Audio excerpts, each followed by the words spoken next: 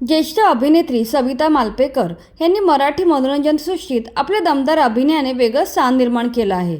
नाटक, मालिका, चित्रपट या तिन्ही क्षेत्रात त्या गेल्या कित्येक वर्षापासून काम करत आहेत. त्यांनी आत्तापर्यंत गोष्ट एका पैठणीची, मुळशी पेटत, काकस्पर्श, लेक असावी तर अशी, जग्गू आणि ज्युलियट, अबक, मी शिवाजी पार यांसारख्या अनेक सुपरहिट सिनेमांसाठी काम केलंय.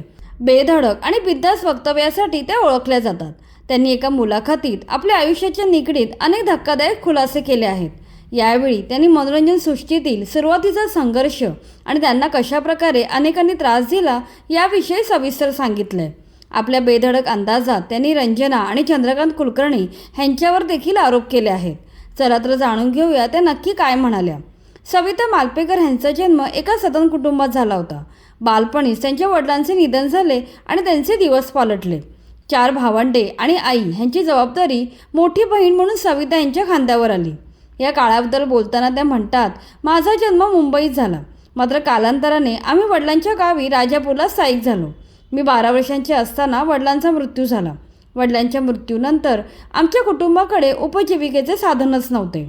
माझ्या मागे 4 भावंडं होती, त्यामुळे पोट भरण्यासाठी काही ना काहीतरी करणे गरजेचे होते. त्यामुळे लहान वयातच मी दुसऱ्यांच्या घरी धुणी भांडी करणं, शेतमजुरी यांसारखी कामं करू लागली. त्यात मला लहानपणापासून नाटकात काम करायची आवड लागली. वडिलांनाही मी अभिनेत्री व्हावे असेच वाटत होते. त्यामुळे एकीकडे घरकाम करून दुसरीकडे हौशी नाट्यसंस्थांमध्ये मी काम करू लागले. यातून बऱ्यापैकी पैसे मिळायला लागल्यावर कामाच्या शोधात मी मुंबईला आले. या काळात दिग्गज अभिनेते राजा गोसावी यांनी माझी मदत केली. माझे वडील आणि राजा गोसावी यांची चांगली मैत्री होती, त्यामुळे त्यांनी मला नाटकात काम करायची संधी दिली. त्यांच्यामुळे डार्लिंग डार्लिंग या नाटकाच्या माध्यमातून मी पहिल्यांदाच व्यावसायिक नाटक केलं. या काळात नाटकातून जे पैसे मिळायचे ते सर्व पैसे मी गावी घर कर्जासाठी पाठवायचे. याच कारणामुळे मुंबईत राहत असताना मला रोज पै रुपयांसाठी संघर्ष करावा लागायचा. अनेक वेळा जेवणासाठीही पैसे नसायचे. त्यावेळी भूक लागू नये यासाठी मी कंपोज नावाच्या झोपेच्या गोळ्या खायचे. त्यावेळी 2 रुपयांना 10 गोळ्यांचं पाकिट मिळायचं. या गोळ्या खाऊन मी जेवण स्किप करायचे. पुढे थोडी कामे मिळाली, परंतु चांगला रोल मिळत नव्हता. या काळात अनेक लोकांनी मला खूप त्रास दिला. या मुलाखतीत सविता यांनी चित्रपटसृष्टीत आलेले अनेक वाईट अनुभव कथन केले. त्या म्हणतात, सुरुवातीला मला रंजनासोबत एक मोठा चित्रपट मिळाला होता. त्यात कुलदीप पवारांसोबत मी लीड रोल करत होते. मात्र त्या सिनेमाची दुसरी लीड अभिनेत्री रंजना हिने मला सिनेमातूनच काढून टाकलं. मी सायनिंग अमाऊंट घेतली, माझे कपडे शिवून झाले. मात्र नंतर मला समजले की मी सिनेमातच नाही आहे.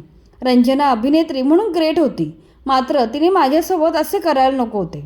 पुढे एकदा फैयाज या अभिनेत्रीबरोबर माझी मारामारी देखील झाली. नेमका तिचा काय प्रॉब्लेम होता हे माहीत नाही. तिला स्वतःच्या सौंदर्याचा अहंकार होता. त्यात तिला मला त्रास द्यायला आवडायचा. माझा असा स्वभाव आहे की उगाच शेपटीवर कोणी पाय दिला तर मी गप्पा बसणार नाही.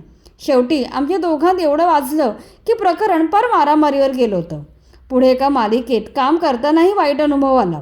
मालिकेतील निर्माते आतमधले अंतर्वस्त्र दिसतील एवढ्या पातळ साड्या मला नेसायला द्यायचे. त्यावेळी मी भांडून त्या मालिकेतून बाहेर पडले. त्यावेळी मला त्या निर्मात्यांनी तुला बाहेर कामच मिळणार नाही अशी धमकी दिली होती. शेवटी मी त्या सर्वांना पुरून उभी राहिले. मराठी चित्रपटसृष्टीत मोठी गटबाजी आहे. ठराविक लोकांना काम मिळते आणि बाकीच्यांना बाहेर टाकले जाते. याची सुरुवात चंद्रकांत कुलकर्णी यांनी केली. तो ठराविक लोकांना काम देतो. आता हा इंटरव्ह्यू ऐकल्यावर तो मला कधीच काम देणार नाही. मात्र जे खरे आहे ते आहे. माझ्या अशा भटका स्वभावामुळे कधी कधी मला काम मिळत नाही. मध्यंतरी असेच माझ्याकडे काहीच काम नव्हते. तेव्हा काम मागायलाही मला लाज वाटली नाही. स्वतःहून मी काम मागितले. मी महेश मांजरेकरांकडे एका कार्यक्रमासाठी गेले होते.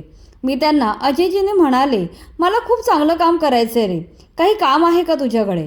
त्याने थोडा वेळ विचार केला आणि विचारलं, टक्कल करशील का? मला काही करून काम पाहिजे होतं. त्यासाठी मी मागचा पुढचा कोणताही विचार न करता तिथल्या तिथे होकार दिला. काम मिळणार म्हणून मी लगेच टक्कल करायलाही तयार झाले. त्यावेळी तडजोड केली नाही आणि मिळालेले छोट्यातले छोटं काम देखील मी जीव ओतून केलं.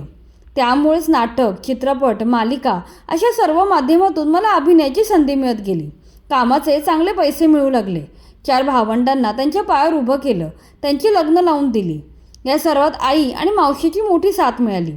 आणि महत्त्वाची म्हणजे माझ्या नवऱ्याची म्हणजे राजीव राणे ह्यांचीसुद्धा तेवढीच महत्त्वाची साथ मिळाली. मी त्यांना म्हणाले, मी माझं नाव बदलणार नाही. जन्मापासून जे नाव आहे ते मरेपर्यंत वापरणार. त्यांनी सर्व मान्य केलं आणि मला माझं करिअर घडवायला खूप मदत केली. आता माझी मुलगी केतकी राणे ही सुद्धा मला मदत करायला कायम तत्पर असते.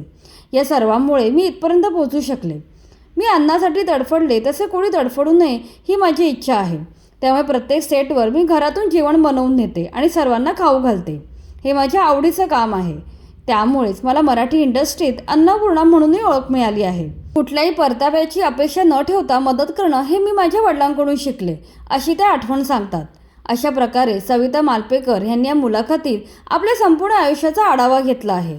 आपल्या बेधडक स्वभावामुळे कुठेही न कचरता त्यांनी सत्य परिस्थिती मांडली आहे.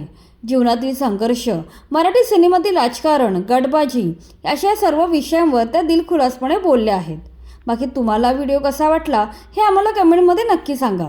व्हिडिओ आवडला असेल तर लाईक करा आणि मराठी चित्रपट सृष्टीशी निगडीत अशाच माहितीपूर्ण व्हिडिओसाठी आमच्या चॅनलला सबस्क्राईब करा.